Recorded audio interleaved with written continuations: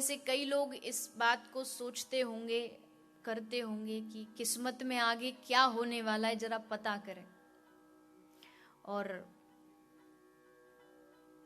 किस्मत की जो भाग्य की रेखाएं हैं उसको दिखाने के लिए हाथ जो है उसको दिखाया जाता है कि हमारे भाग्य में भविष्य में क्या क्या लिखा हुआ है। फिर पंडित जी वो जन्मपत्री बनाते हैं, जन्मपत्री में आयु कितनी है और क्या होता है,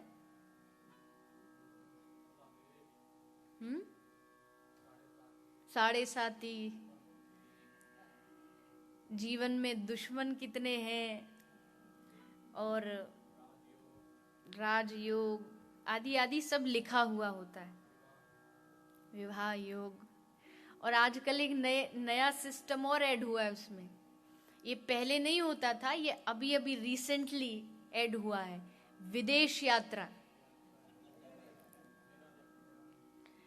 और ये मेरे ख्याल से शुरुआत गुजरातियों ने ही कराया होगा, क्योंकि विदेश यात्रा का इतना हृदय में शौक होता है कि बस एक बार ठाकुर जी ठप्पा लगा दे, कहीं भी लग जाए।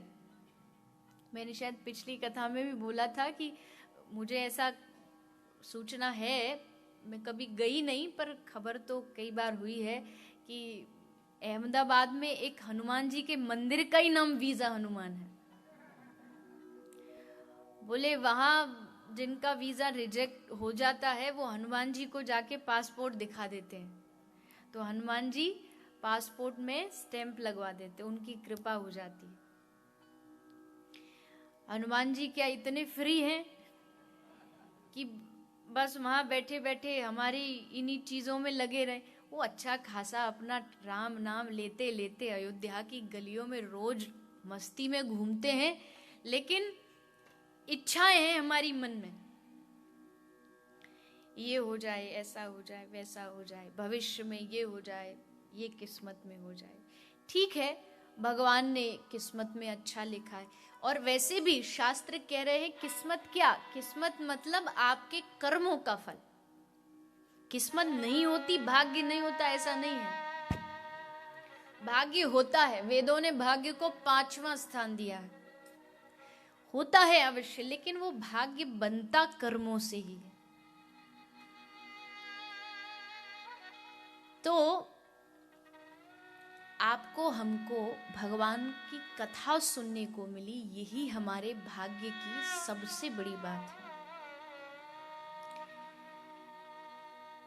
श्रीमद् भागवत की इस गाथा को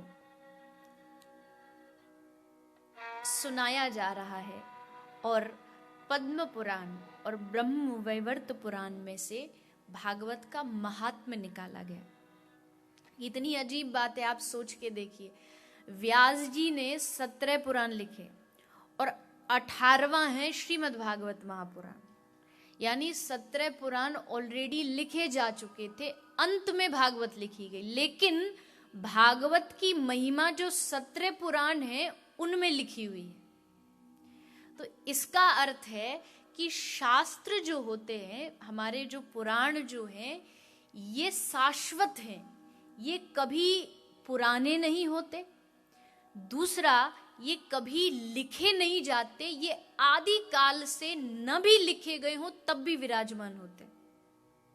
यही इन शास्त्रों की महिमा, यही वेदों की महिमा। दूसरा, भागवत कभी पुरानी नहीं होती।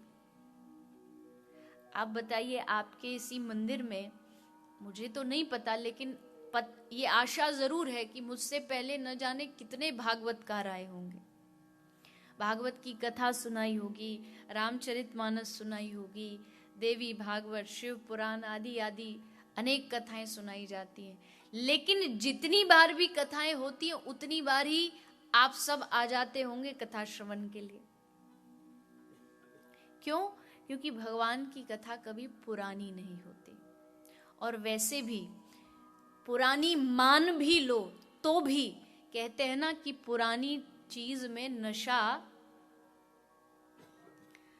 अब मुझे तो नहीं पता पर सुना है कि शराब जितनी पुरानी होती है उतना ही उसमें नशा ज्यादा चढ़ता है, वो चढ़ती बड़ी जल्दी है। नहीं होगी तो हाँ थोड़ा ठीक है, कुछ समय बाद नशा उतर जाएगा। उसी प्रकार भगवान की कथा इतनी पुरानी है कि एक बार ये नशा चढ़ गया